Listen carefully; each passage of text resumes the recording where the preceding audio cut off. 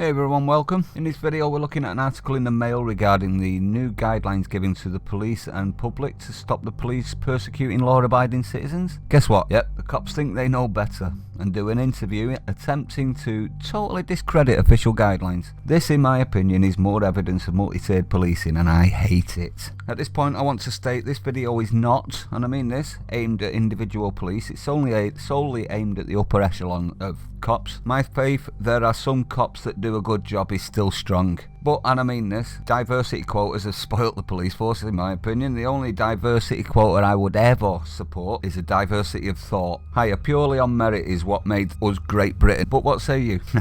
This story is titled, Police guidelines suggesting the public can visit the countryside to exercise are, quote, hugely unhelpful and could undo efforts to prevent the spread of the lurgy across rural Britain. Rural Crime Network warns. Who do these people think they are? These guidelines were given by medical experts and scientific experts to the government, and the government passed them on to the police and the people, and yet that's not good enough. That causes a problem for these people. I think countryside entitlement is playing in a little bit here, but what say you? So as we see, they don't want our guidelines that we in the city have to live under. They expect preferential treatment. They're special. Well, let me say this, stick your entitlement where the sun don't shine, wazzocks. So let's have a look at this National Rural Crime Network, shall we? So it looks like a charity, but you scroll down to the bottom and it's an office of the North Yorkshire Police Fire and Crime Commissioner. So basically it's the police. So this is the North Yorkshire Police under a pseudonym, effectively. Now the North Yorkshire Police, you may know them, were the ones that were drone voyeuring social distancers round the Peak District, trying to catch people out and about. Yep, that's the one. The ones that were hiding in bushes and stuff. Yep, this is the same crew. They're also the same lot that threatened their families with the arrest of their children if they were caught out while ignoring entire areas of the same place. You know what I mean by that. But let's read. Guidance, it's lawful for Britons to drive somewhere to exercise during lockdown, but our NRCN said this risks encouraging people to travel to rural towns and villages. Well, yeah, that's the point. Get them out of the city where there's larger numbers that can get infected. This could cause a spike in lurgy cases in Britain's countryside. And here we have the rub. Stay out of our countryside, is this feeling like? Police guidelines suggesting the public can visit the countryside to exercise have been branded hugely unhelpful in the battle against lurgy. The guidance, which emerged last week, tells officers people can drive to the countryside for walks when far more time is spent walking than driving, and can also stop to rest and eat lunch while on a long walk. It also made clear that it is... Now what I would say at that point is, if people are still social distancing, does it matter where they're doing it? In my opinion, it doesn't. If they're in a car or a vehicle to get there and they're not using public transport, obviously, and then when they do get there, they're avoiding the centres like the villages and just going and having a walk in the countryside, where is the harm in that? This is just middle class village dwellers terrified that us city dwellers are going to give them the lurgy, is it not? And they're using the police force, or the police force are part of this group, to attack anyone that comes anywhere near. Well, this is not their country, it's our country, is it not? It also made clear that it is lawful to drive somewhere to exercise. And that's exactly what I just said. But the advice has been slammed by the National Rural Crime Network, which is North Yorkshire Police, which warned it presents a real risk of more people travelling to rural towns and villages and a possible spike in cases in Britain's countryside. It's the countryside. Is hardly anyone there? Julie Mulligan, the Police and Crime Commissioner for North Yorkshire and NRCN chairwoman. So she's Crime Commissioner and she works for the charity that runs the police. Okay, that's not a conflict of interest at all, is it? Said the guidelines produced by the National Police Chief Council and College of Policing go completely against government advice to stay home. No, it doesn't. It was from the... See, this is the problem, isn't it? You've got one police force thinking they know better than the next police force, and the next police force thinks they know better than the other two police forces. Well, I'm sorry, it's not up to you. It's about the law. Guess who does the law? It isn't you, is it? I know you'd like to. I really do know you'd like to, but it isn't you, is it? It's the government. And who picks the government? The people. So laws are made by the people that you are using to attack the people. See the irony here? Morons. These new guidelines go completely against that and are hugely unhelpful in the efforts we are making in rural Britain to stop people travelling to our communities and spreading the virus. Saying individuals and families can travel long distances into the countryside has alarmed many for whom that is their home. Yep, see, that's the rub, isn't it? This is entitlement, everyone. This is, you horrible city, excuse the swearing, bastards, stay away from our beautiful, lovely, gated, small communities that we don't want you infecting, because we want to be able to go out whenever we want, because we live in the countryside. No.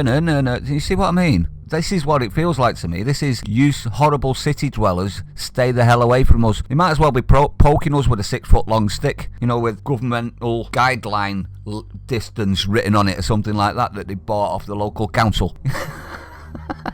It has the potential to strain services in already struggling communities, stretching police resources and even add strain to the NHS, which is working so hard to keep us all safe. Can I just say I'm sick to death of them using the NHS to beat us up with. We are doing our duty without threats. We need an urgent review of these new guidelines, and I will be having discussions with ministers, the College of Policing, police leaders and my fellow commissioners in the days ahead. That just said to me, we need an urgent review, because what I believe isn't what everybody that's higher up than me believes, and therefore everybody that is higher up than me should believe what I believe.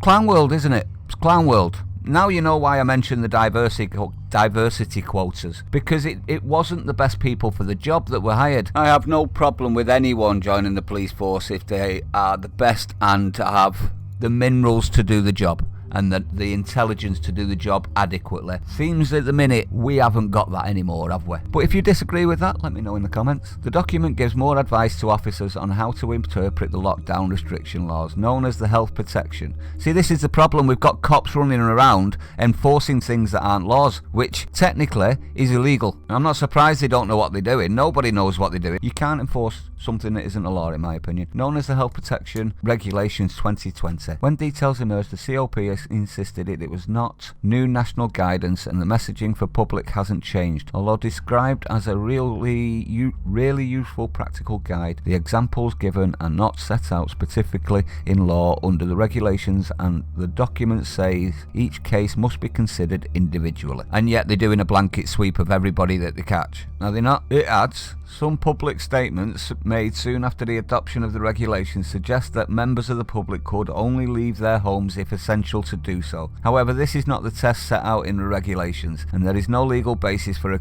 requirement in those terms to be imposed. According to the document, incidents also likely to be reasonable include buying luxury items and alcohol, exercising more than once a day. You hearing this, curtain twitches? You know, the ones that have been dying to grass up the neighbours for going out more than once. These incidences of people being grassed up for walking the dog more than twice a day. Come on, people. You think this is going to heal division in the country? You're sorely mistaken. Moving to a friend's address for several days to allow a cooling off following arguments at home. I wonder if that one's men and women. I'm just wondering on that one. Let me know what you think.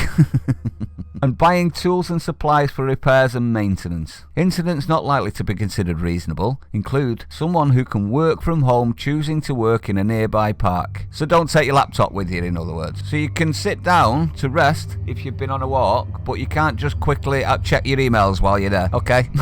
Oh, not surprised, everyone's confused. A short walk to the park bench when the person remains seated for a much longer period, buying paint and brushes simply to redecorate a kitchen, and driving for a prolonged period with only brief exercise. So you can drive for a prolonged period if you go for a 2-hour walk. Okay, got that. A spokesman for the... Ooh, that's not politically correct. A spokesperson for the NPCC said, while there is nothing in the legislation that prevents people from driving to exercise, police forces and the government have rightly continued to advise the public not to travel long distances in the car to exercise. While there is nothing in the legislation that prevents it, the government have advised not to. Therefore, forces should not be pulling us over for doing it, should they? Therefore, forces who advise this are not out of step with the CPS guidance. So they're not advising, though, are they, Mr. Police Officer? They're not advising, are they, at all? What they're doing is telling you to get home or they're going to arrest you. I've seen the videos. We've all seen the videos. Unless you're in London, of course, then you can stand on a bridge shoulder to shoulder clapping the NH bloody S, can't you? Virtue signallers. Officers should continue to use discretion and judgment in deciding what is and what isn't necessary and reasonable. No, they should just be doing what they're told to do and not making it up as they go along. Necessary and reasonable. You should not be deciding something that isn't a law. In my opinion, overstepping the boundaries 100%. In the circumstances, being mindful of the purpose of the regulations to prevent transmission of infection. So you know better than the government's guidance from the scientists and the medical staff. The government then advises the CPS and you want to say, no, I know better. And this is what we've got controlling the police force, and we wonder why they're not worth a shite anymore. They're not, are they? Come on. Now, what are my thoughts on this? I really do want to back the police. I do. I believe we do need them, but not in its current form. I think because they are doing the country more harm than good in so many ways at the moment. It's causing so many rifts, so many problems, so much trouble, and they don't seem to understand that it's them that are doing it, which is, in my opinion, is quite scary. But let me know what you think, everyone. Do you think this is something that we need to be worried about as well? I mean, this is the police infighting, is it not? This is the police saying, no, your advice isn't as good as my advice. And another police force going, no, your advice is rubbish, my advice is the best. All the while, the actual people that you should be listening to, like the scientists and the medical side, are being completely ignored by the police. Just so, and this is what it seems, just so they can attack us, the law abiders. If you're new to the channel and you have liked the video, don't forget to like, subscribe, hit the bell icon, share it out, and I'll see you on the next one.